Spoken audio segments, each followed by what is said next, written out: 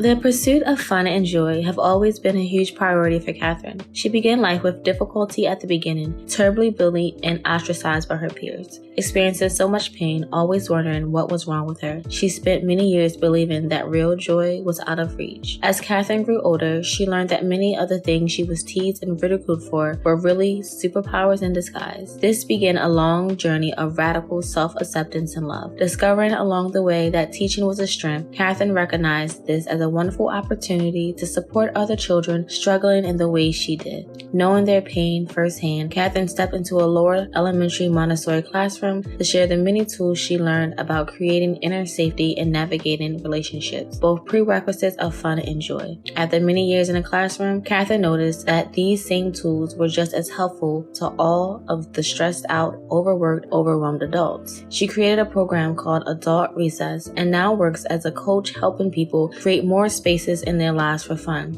Along with DIY building and a venture van, she is currently having a great time supporting her clients to experience more satisfaction, peace, and joy by using insights from human design and with her closet decluttering process. Her company, Generation Joyful, believes that it's not about when you are born, but how much fun you have with the time you are given. Meet Kathryn.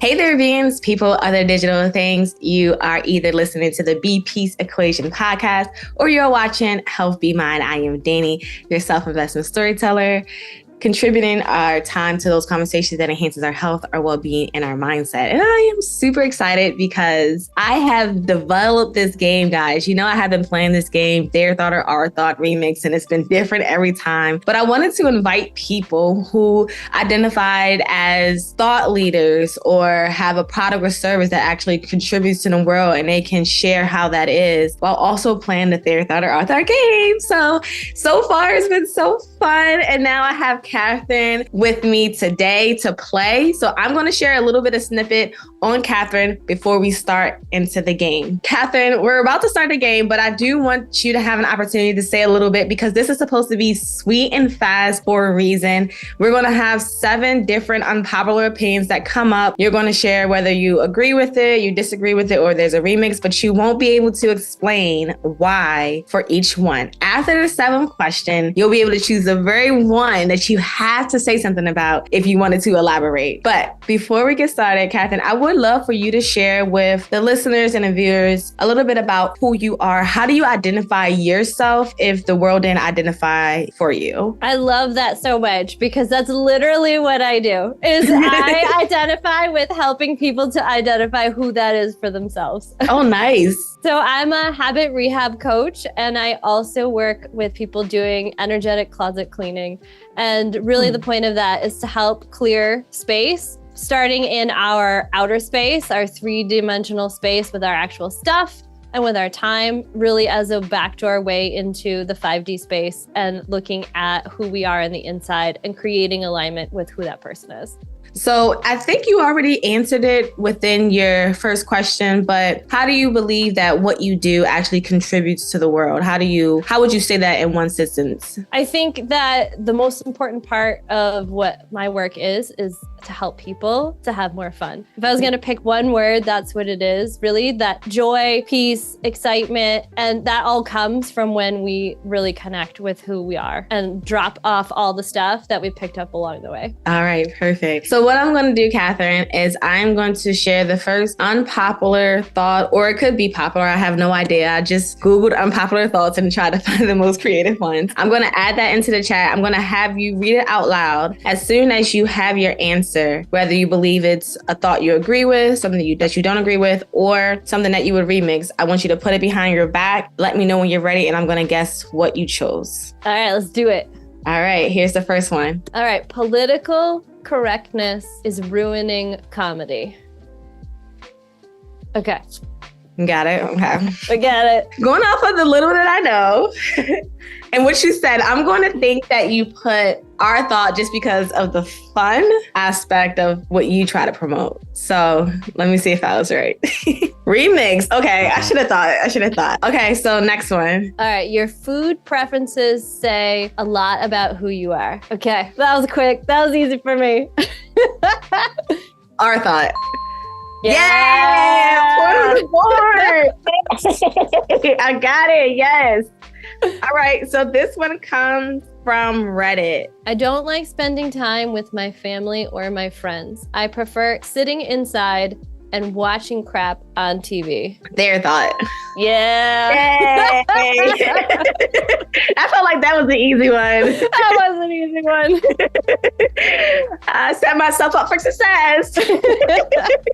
All right, so here's the next one. Read that one for me. Marriage no longer works. Remix. Oh, you're good. Yeah. All right, so we're going to segue into someone that are actually on another platform. This first one is going to come from TikTok. I'm going to share my screen and then play it. As soon as the person is finished, the author, the creator of this thought, you're going to let me know, okay? The old debate. Jesus is white. No, Jesus is black. No, he's not black. He's not white. He's a Jew. For those politically correct ones who don't want to actually take a stand. Those who are on the fence. No, he's not black. He's not white. He's Jew. But Jesus did not really exist. Jesus is a construct. He's an archetype. He's a mental construct that is showing you a symbol of something. You can read the Bible literally, and you will become the greatest fool in the world, because now you will expect literally a man to walk on water. You will expect literally for the dead to physically resurrect and become alive like Lazarus. You will expect that a virgin will give birth to a child without sexual intercourse. I know this is probably a little spicy. It is a spicy one, but I'm game. It's spicy. All right. So I'm going to say that you put remix to play it safe.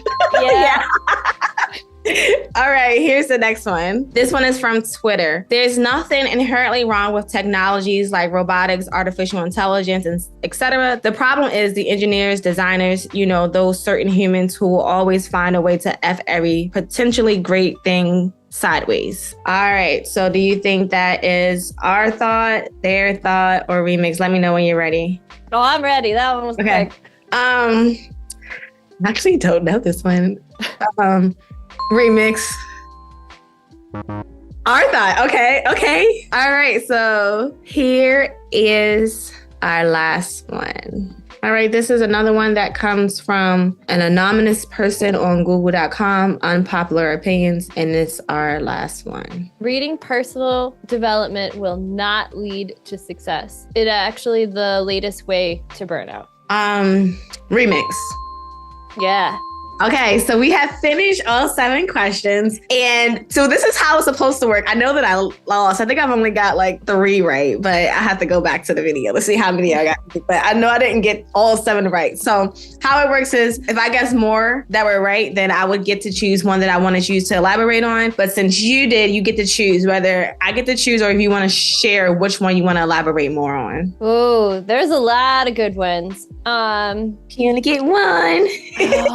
I think since I have just been playing with a new little project, writing a cookbook, well, not a cookbook, but a little cooking thing about my smoothie recipes that I've been doing lately. I'm going to go with your food preferences. Say a lot about who you are. Okay. So for that one, you chose Our Thought. Mm-hmm. All right. So tell us, why did you choose Our Thought? I think because it really is a way for you to look at not only like how are you serving yourself, where are you investing yourself and your energy and showing up for yourself, but also how aware are you of that connection between the thoughts that you have and what you put in your body and how your body feels. Because so much of, where we struggle with changing our habits or, stepping into more of those things that we wish we want or who we could be is developing that stronger relationship between our bodies and between our minds. And I think food is a really powerful way to do that. All right, Kathryn. So there you have it, guys. Kathryn has involved herself in my shenanigans by playing Their Thought or Our Thought. If I haven't already, the score is on the board. We had a lot of fun, and I'm thankful that Kathryn actually came with her cards and was ready to go. I'm going to put them on the screen during the actual video, but I think that was just awesome to see that you read the email. I want to leave leave with a few more questions. And I have transitioned the name of the podcast from Self-Tivity, which was more intentional self-awareness, to Be Peace Equations, which is a support to the Healthy Mind channel of how can we become better leaders and how can we share and be intentional about being peaceful people. So with that being said, what does peace mean to you? Do you have a story, a little short story that resonates with you as it relates to peace, or do you have a definition of what peace is? And then after you describe what that is, how do you contribute peace into the world? Or if you don't do it yet, how do you imagine you would? Absolutely. So I really love this question. It gave me a chance to kind of reflect on that. And what I really realized is that peace to me has to do with making peace with who we are, that like really radical self-acceptance. And in order for peace to move forward, past us into other parts of the world, we have to start with that. And so one of the favorite tools that I've been playing with a lot lately is human design, which is a really fun way to start to look at that, about what is it that makes up our unique energetic blueprint, and starting to accept, which parts of us are really us and which parts of us are the things we've picked up along the way. And so I've been, starting to play with that with some of my clients too. And it's been so fun to see them make quantum leaps in being able to find that stillness and acceptance and peace about who they are. Awesome. Well, Kathryn, I just want to thank you for sharing your time with me today. And before we close out, if there's anything else that you want to share it, but also make sure that you tell everyone how they can connect with you, any social media links or websites that you want everybody to know about. Yeah, I love the format of our experience together today, because, you've created a playground, a way where you can come in, experiment, and just have a great time in a way that feels really safe, which of course is my big thing, is about creating fun in our life. And in order to do that, you have to define what that looks like and in the way that you want to play in that. And so I would love if people wanted to connect with me. I've just started a new Instagram account to be documenting my own play, my business stuff. So you can reach me there, which is Kathryn J. Wilkins. Yeah, Kathryn J. Wilkins on Instagram, or you can reach me through my website, which is generationjoyful.com. All right, awesome. So there you all have it. We had Kathryn come on and experience with us today. I hope there was a return on the investment of time that you all spent with us. Until next time, hold on to you as much as you can. Hold on to your health, your well-being, and your mind. Be mindful. Bye. Breathe.